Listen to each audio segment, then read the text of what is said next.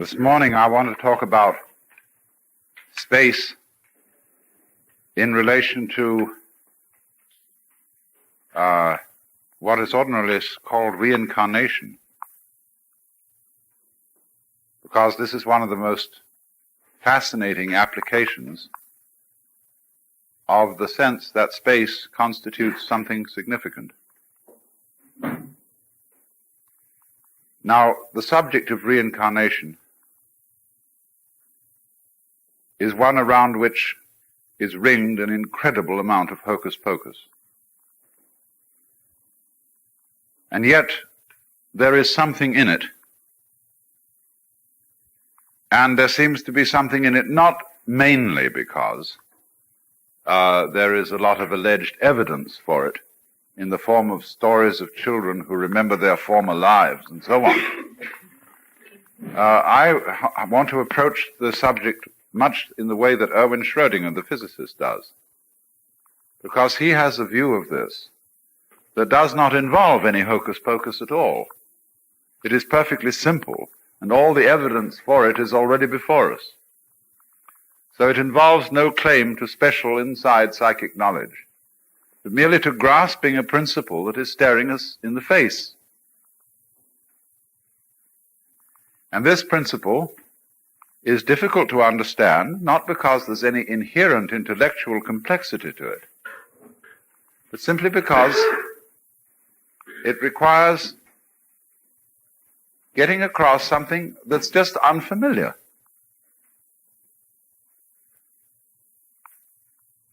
There is obviously some sort of analogy, which I've already drawn your attention to, between space and unconsciousness. Between stars there is darkness. Between stars there is not the energy which constitutes a so-called body. In some modern physical theory that is purely hypothetical, not really tested, bodies in space are thought of as points at which space is intensified.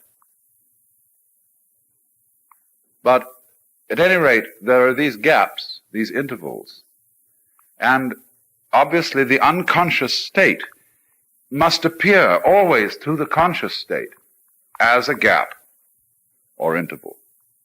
So when we go to sleep at night, we wake up in the morning almost instantly. In other words, there appears to have happened nothing except something quite vague between going to sleep and waking, unless you had dreams. And so you can conceive, or barely conceive, going to sleep but not waking up.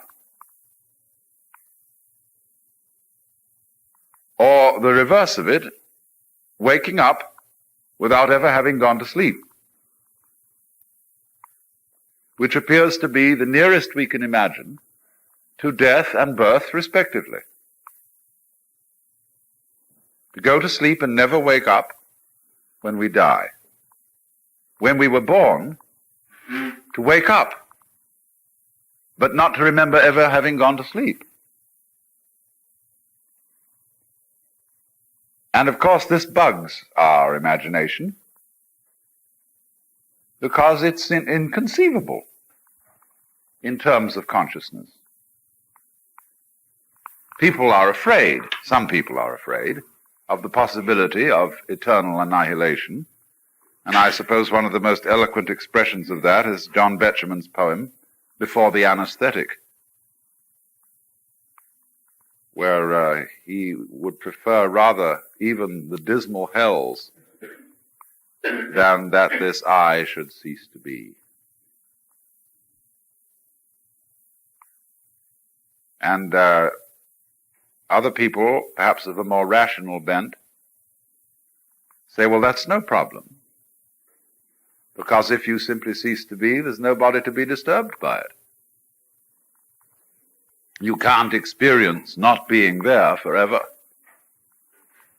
And what most people do is they project upon the prospect of annihilation the imagination of being shut up in a dark prison, in, as it were, a super-sensory deprivation chamber, forever.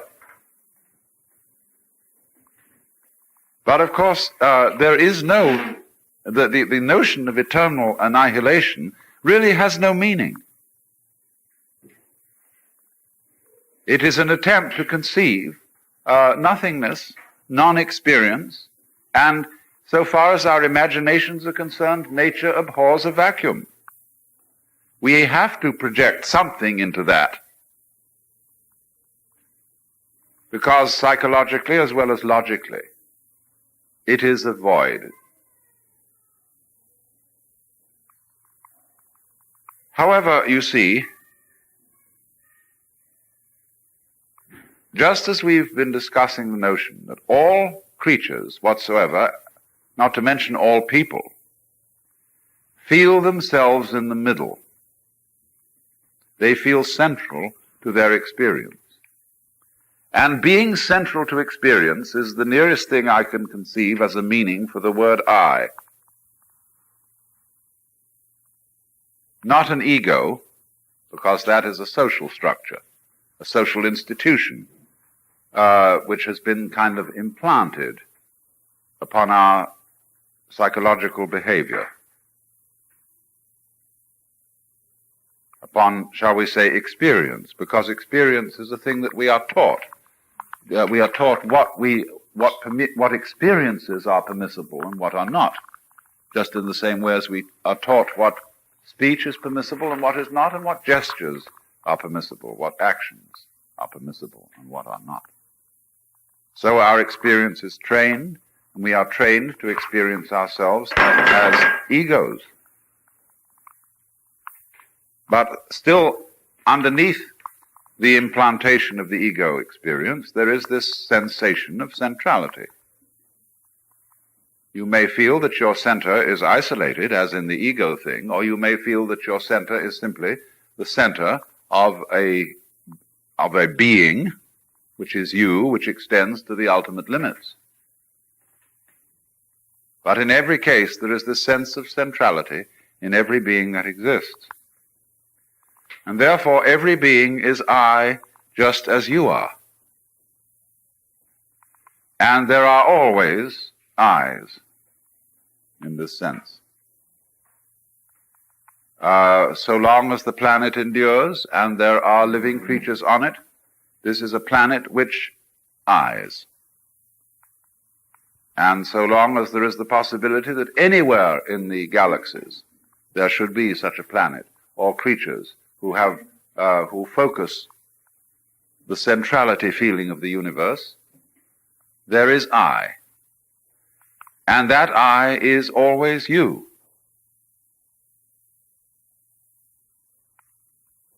We know that when people die, other people are born after them.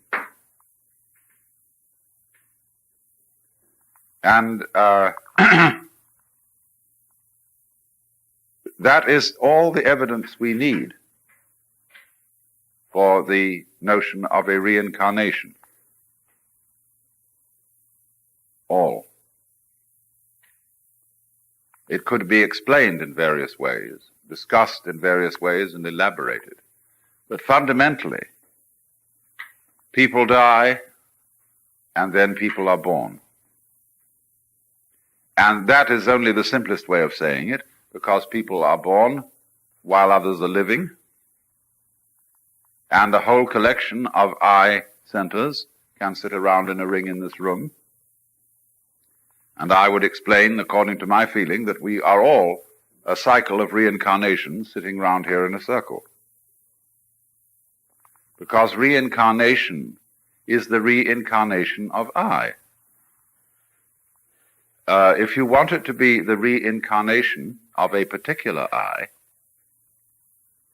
then you will have to do something else altogether, which we shall go on to talk about. But one thing seems to me to be perfectly clear. there was a time when your I woke up. It emerged from the biological continuum and what de Chardin calls the biosphere of this planet. And you don't remember having been here before, at least not in the ordinary way. That is as surprising and as inconceivable an event as ceasing to be and without any apparent prospect of being again.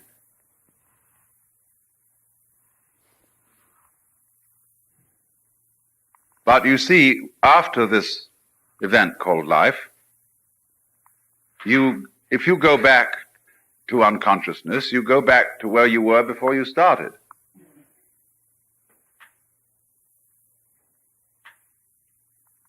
And since there can't be any experience of non-experience,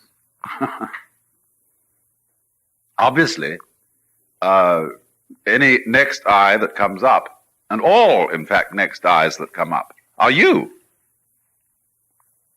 Only since I is an experience of centrality, you don't experience yourself as multi-centered. You experience yourself as a particular center. Because the universe, although it is multi-centered, each center is experienced uniquely. So what you might roughly expect is this, that after you die, the next thing you know is that you are, without the slightest memory of whatever happened before, you repeat the same sort of experience as you had when you were born. As is somebody else being born. There has to be someone around. I'm merely saying that the experience of being I goes on. Even if there's an interval of several billion years, it makes no difference whatsoever. I mean, supposing the human race was wiped off the planet, and it took that much time for it to reappear, or any living creature, that would make no difference to this phenomenon. So, let me repeat, since there is no possibility of a non-experience, there are always experiences coming up, and each one of them is you. Because that's its I. Now, I know there's a difficulty in this, because it arises from the fact that we identify I with ego, and part of ego is a memory system. You know who you are in the sense that you remember who you are. You identify yourself with a series of events that you remember, and these are like strung out in a line. They're like a certain tune. And therefore you identify yourself with that tune. So we repeat ourselves. We have consistent characters, just in the same way as a tune is always constructed to repeat itself in a certain way with variations, so that we recognize the tune and the name of the piece by hearing even one part of it. So here is a tune, you see, that is being played, and it is attached to a center called I. Only the I is much more than this particular tune, this particular series of memories. Even though we are persuaded and kind of hoaxed into identifying the whole I with that series of memories. But you know, supposing somebody plays a Chopin etude, and then he stops. Then later on, somebody else plays it. Is it the same tune? Why, in one sense, yes. In another sense, no. So, it is possible, isn't it, that even though your tune was wiped out because the memory system goes with death, the same sort of tune can be played again. and with its characteristic themes, and that will be, in another sense, you, in a more particular sense than the you of centrality.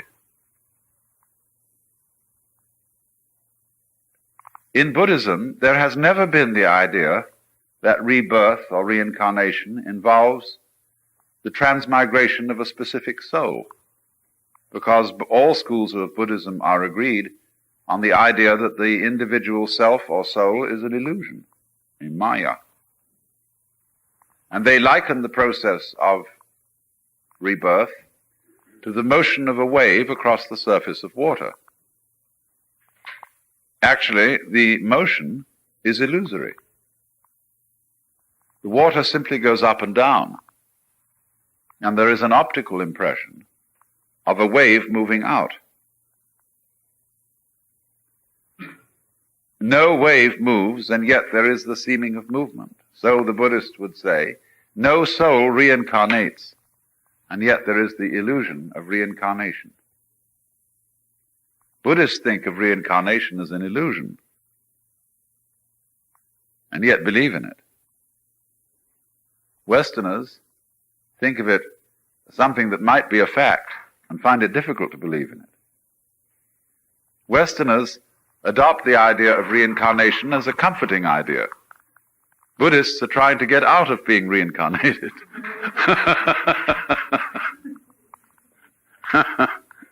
It's very funny. But at any rate, the Buddhist doctrine of reincarnation says that what passes from life to life is karma, is doing, action. That's what karma means. Process. And that's something like wave. Not soul, not entity. That doesn't pass. You can look at it in another way. There is an institution like the University of California. This university keeps going on and on and on, and yet all the buildings change. Certainly all the students change, all the faculty changes, all the administrative officers change as the years go by. And yet it's still the University of California. What is the University of California? Why, it is a process. It is a doing. It is a pattern of behavior. Your body is in the same situation. There is not one scrap of you that was with you 10 years ago. It has all been rebuilt, reorganized, completely repaired and renewed. Then who are you? You are a pattern, you see. You're a process that is identifiable and recognizable. You face in a certain way. You hair in a certain way. You eye in a certain way, and you behave in a certain way. So we recognize you. But it's all inconstant. It's like a whirlpool in water. The water flows through, and the whirlpool retains a shape until it doesn't. But then it can always whirlpool again somewhere else. So now, what do we do, if that's clear so far? What do we do to give any credence at all to the notion that there is some connection between some lives of a peculiar character? That we could take a life lived between the years of 1500 and 1580 and look at that, and then see another life lived between 1700 and 1792 and say, ye gods, there's no getting away from it, but that the latter is a continuation of the former.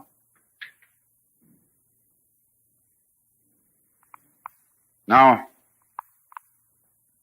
how could you do that? Well, very simply. Let us consider that we are looking at an enormous number of biographies scattered over a very great period of years. But to visualize them, we've got to think of them as different colored spots. Now, as you look at this great mosaic, you see, of spots of all sorts of different colors, you will very soon begin to pick out patterns in it as you do with a Rorschach blot. And you will see continuities running across. And you will therefore have projected a particular, even personal, reincarnation pattern running between these different biographies. It is highly conceivable that one of these blots may at a certain point lead you into there may be a stream of blots that you associate as being a stream, and then at a certain point they divide, and two lines proceed from them. It could very well be, you see, that an individual could reincarnate as two next time, or any number you want, amoeba fashion. But you will see these connections in your blots. Now then the question arises, is this just your idea, or are these connections real? In order to answer that one, all we have to do is to look at some sort of pattern formation that we find not in the situation that we find a Rorschach blot, but say we are examining the structure of a muscle. We've sliced a muscle and are looking at it carefully with microscopes and things. What do we find? We find that muscle is an enormous conglomeration of cells, but that these cells have patterns in them. Or at any rate, we notice certain areas of their behavior where they seem to constitute tubes. But what is the difference between the tubes one sees in a cross-section of muscle and the pictures or forms one sees in a Rorschach blot? Just get down to it. What is the difference? You might say there would be a large variation of individual opinion as to the nature of the Rorschach blot patterns, and less division of opinion about how one should interpret muscle patterns. But is that alone enough to establish a significant difference between the two situations? Especially when you get down to the micro level, where more and more the molecules or cells or whatever are distant from each other. You say, isn't it really remarkable that at a certain level of magnification, we see this as a huge distribution of rather formless things, and we can only see what form we make when we go down in magnification and come back to approaching the normal vision, that we see these vastly scattered blobs and globs and globules or whatever take shape. And is this alteration of magnification anything like psychological projection? It's very difficult to draw a hard and fast line between making out sensible patterns in the physical world of everyday life on the one hand, and interpreting Rorschach blots on the other. Seeing faces in marble, seeing cities in the clouds, and so on.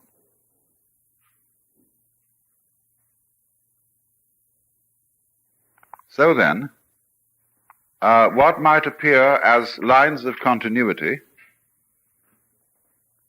between various lives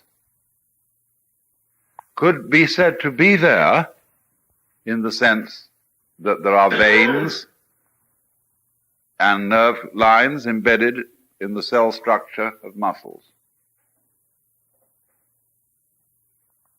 But there is always, it's quite clear to us, there is something about the projections we make of faces into marble that has a kind of illusion to it. Quite so. And what Buddhist philosophy wants to draw our attention to is that the same kind of illusion is existing in our attitude to the physical world. We are projecting. But of course, creatures of like structure will make the same projections. Just as we look around here and see that we are more or less all the same basic shape,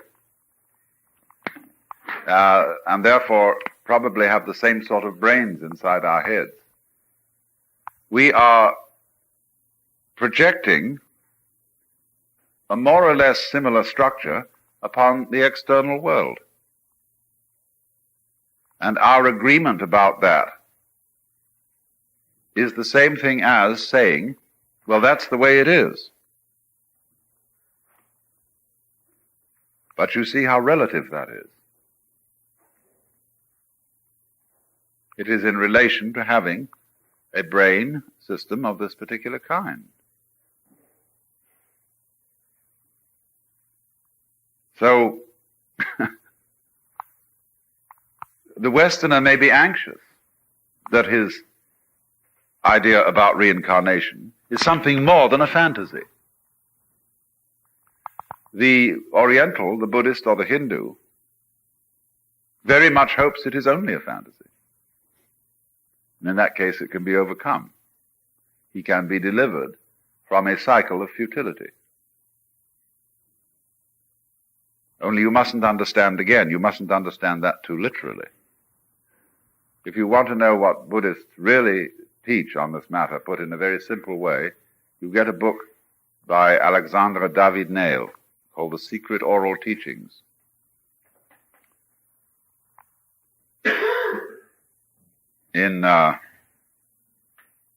Difficult to get hold of, but somebody in this country is going to publish it soon. It is published in India.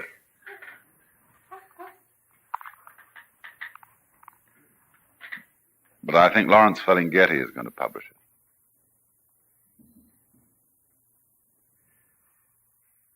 City Lights, San Francisco. That book really goes into this. And I call it the I Told You So book, because I've often been accused of inventing my own unique brand of Buddhism and foisting it off on the public as being the real thing. I just have to point them to this book, so you see. Alexandra David Nail, that's French, D-A-V-I-D hyphen N-E-E-L. David Nail. You'd say David Neal.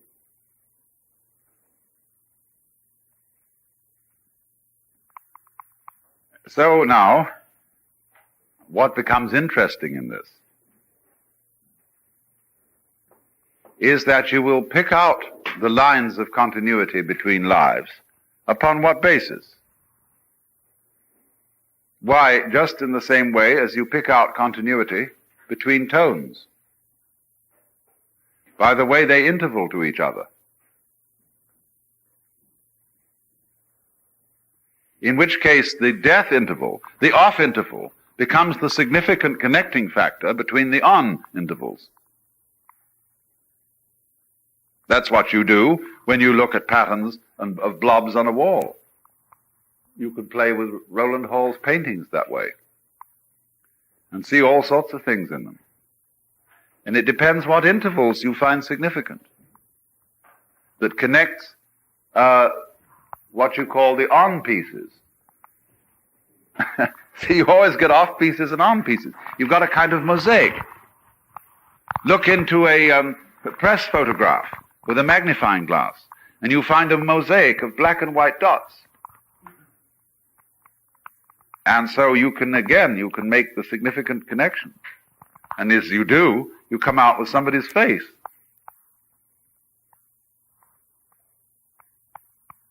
And so in the world, our nerves are very much like the press photograph. When something impinges upon the retinal backdrop of the eye, it impinges on a whole lot of rods and cones that are either on or off. The state of a neuron, you see, is that it fires or it doesn't fire. So we've got this press photograph thing in us. If you work with LSD, this comes very clear. You get a vision sometimes of the world which is positively pointillist, like the paintings of Seurat. Somehow it seems as if your nerve ends had been activated individually, and you become aware of a grainy quality in everything. This could be dismissed as a pure hallucination, but all hallucinations have some basis in our neural structure, you see.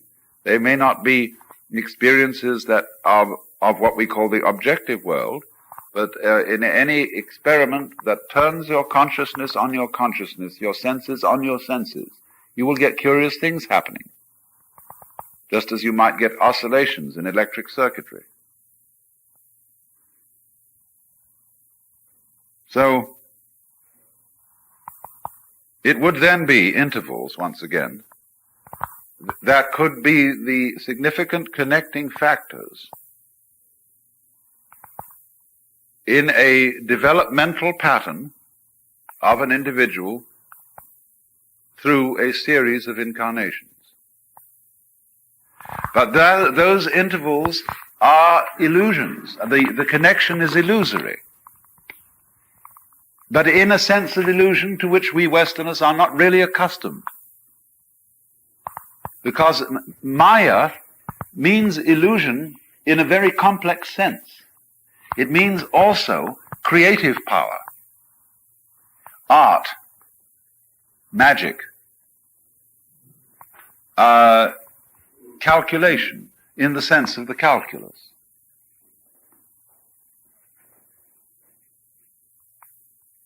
It is difficult for us to understand, you see, the notion that the world is Maya. Why is it difficult for us to understand that? What is our feeling about saying this is a dream, a projection?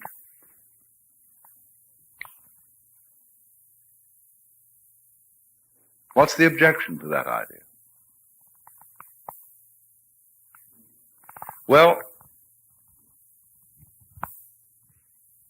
I think that historically, at the root of our Western objection to this idea,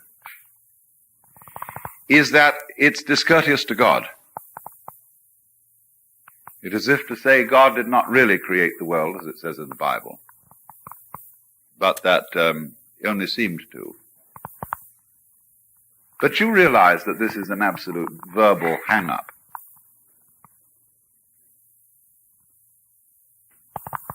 It's really a question of, it's also a question of values. If the world is real, then I must take you seriously, and you must take me seriously. If the world is only a dream, then it doesn't matter. You see, if you say it doesn't matter, then you are saying it's purely spiritual. Like it's immaterial, baby. And you see how we flip around in our use of words. We say something, oh, that's mere matter. So, it doesn't matter. Everybody gets completely confused in the way they think about these things because they've never really been thought about clearly, these questions of is it real or is it not real. When an Oriental says to something that it's not real, the first thing he means is it's not permanent. And so the quality of change, of the smoke-like, and therefore they say the dream-like, because the dream vanishes, you see, and so they say life is like a dream. It keeps, as you get older, you're more and more aware of the speed at which things change. With a child, it seems to be slow. Children easily get bored. But as you get older, life is just going, especially if you live in California, where you can't keep a steady mailing list for more than 2 months, because every 2 months, a quarter of the addresses change. And, the bulldozers come in and they change the shape of everything and knock down all the old buildings and up go new ones, and then they get knocked down, or they're so jerry-built that they fall apart. But there it goes, you see, and so there is this quality. He means dreamlike. The thing is in constant flux. But he also means illusion in showing the extent to which what is going on in this flux is a creation of the perceiving organism. So that by illusion, the Oriental also means relative, as in the relationship between the air vibrations and the ear, between the cloud, the sun, and the observer. These things produce rainbow, sound, and so on, but these are relative realities. And so when Buddhists use the word void, shunyata in Sanskrit, as designating the nature of the world, this should rather be translated relativity than nothingness. The great scholar Stravatsky made this very plain in his book on the Buddhist nirvana. It is relativity that we should think of rather than our ideas of non-being. So from that point of view, as also from the standpoint of quantum mechanics and modern physics, the illusory nature of the world is very clear. It was so much so that one physicist, who was a little daft, used to go round in the most enormous padded shoes for fear of dropping through the atomic structure of the floor.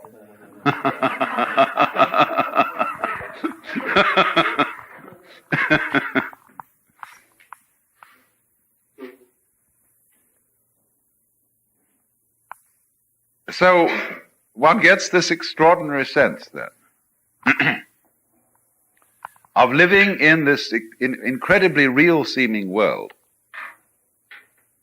which, the more you analyze it, consists mostly of space.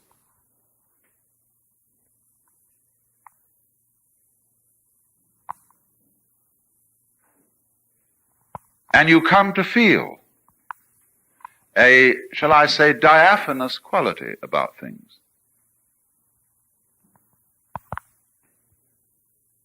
That a mountain is only a faster wave and longer lasting rainbow. And that, as the poet said, the hills are shadows and they flow from form to form and nothing stands.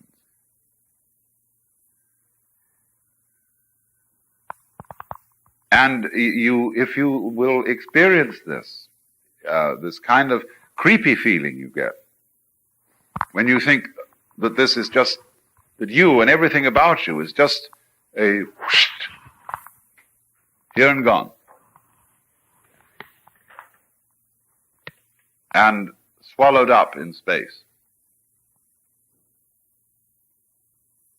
Now, why do you say swallowed up? You see, people, poets, people who talk, swallowed by the grave, swallowed into space, disappeared into nothing, gone, vanished, into thin, thin air.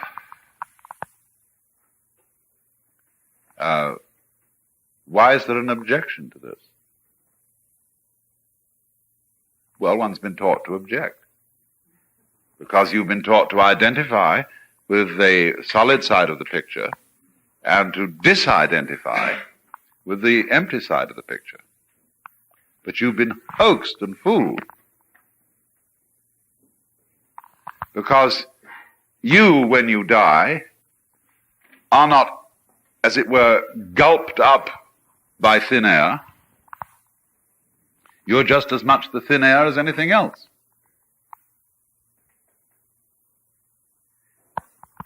It's all of a piece. It isn't a fight going on. But everything is represented as a fight, a contest between this side and that. But this is really the whole thing about illusion. Where the ordinary person sees a battle, the enlightened person sees a cooperation between two sides.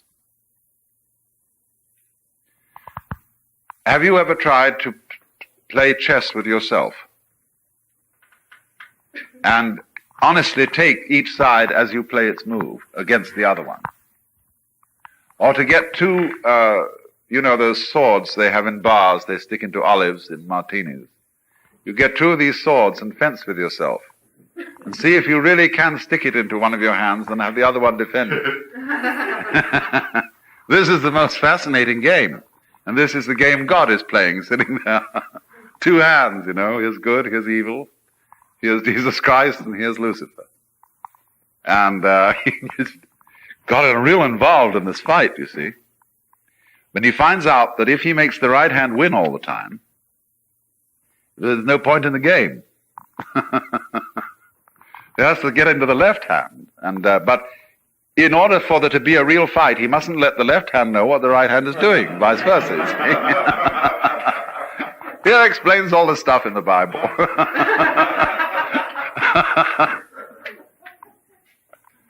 But really, you see, underneath, the two hands, they join back here, like a kind of a horseshoe, or like the snake Ouroboros, which is always after his own tail. And an aspect of that, not letting your left hand know what your right hand is doing, is the way we identify ourselves with what's inside the skin and not with what's outside it.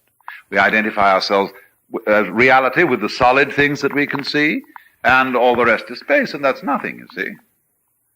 We characteristically take sides in a situation where both sides are aspects of the situation. We would take this side. Will you have this or that? Choose. But the sage doesn't choose, because he said, well, there's no choice here. He might choose for the sake of going along. Like somebody says, well, what would you like to do today? We can go into town and do some marketing, or we can stay out here and go swimming. You don't care what you do. So you just say one in order to satisfy your guest, your host. So, then behind the explicit battle, there is the implicit agreement. Tweedledum and Tweedledee agreed to have a battle. We agree to differ if we want to have a sane social order.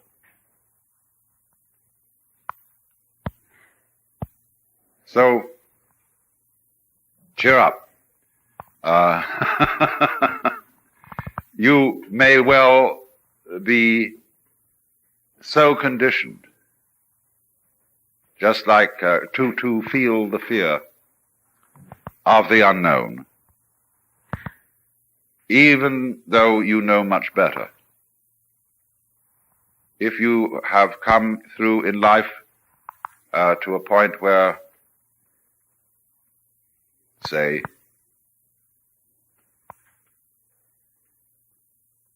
you have bad teeth through aging, or hardening eyeballs, when you get awakened and you get satori or anything, it won't make any difference to your teeth or your eyeballs. I have never heard of a case of the spiritual healing of somebody's teeth.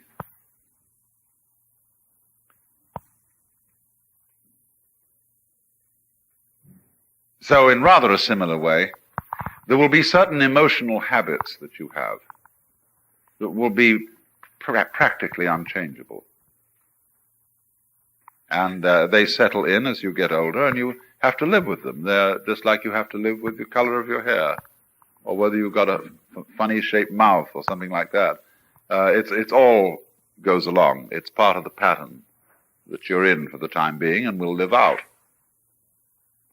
But a lot of people go around judging other people and say, well, they think they've had some wonderful experience, but they are still sick in some way, as if that was reprehensible. Or they still lose their tempers a bit. One expects all these things to change emotional habits, poof, like that. One must get rid of that kind of the beaver Protestantism.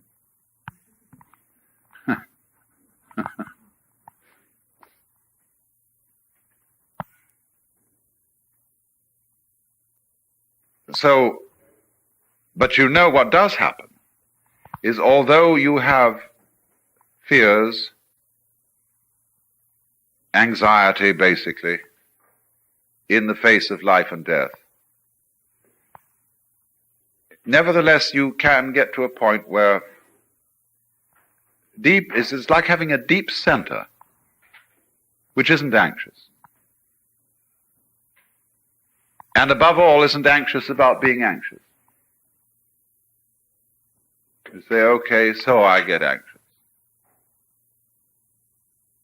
And somehow you can tolerate it. You can stand the tension.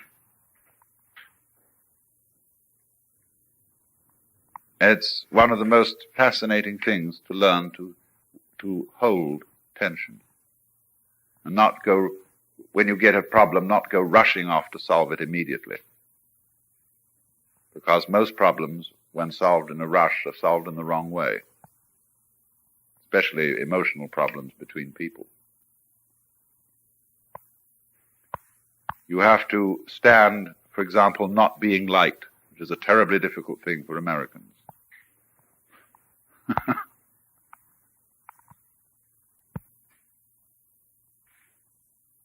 But what I've said here, I think, about space and about rebirth and so on, you will notice one thing about it all. It doesn't, nothing that I've said, or understanding anything that I've said, doesn't require any kind of what I would call special knowledge. It's all out in front of you. It doesn't require, actually, it doesn't require meditation exercises or LSD or anything. It's all out in the open. And the only really essential meditation exercise is stopping thinking. And being able to perceive without conceptualizing what you're looking at. And that's the interior silence, without which, well, there is really nothing to think about or talk about, except thinking and talking. So let's have an intermission.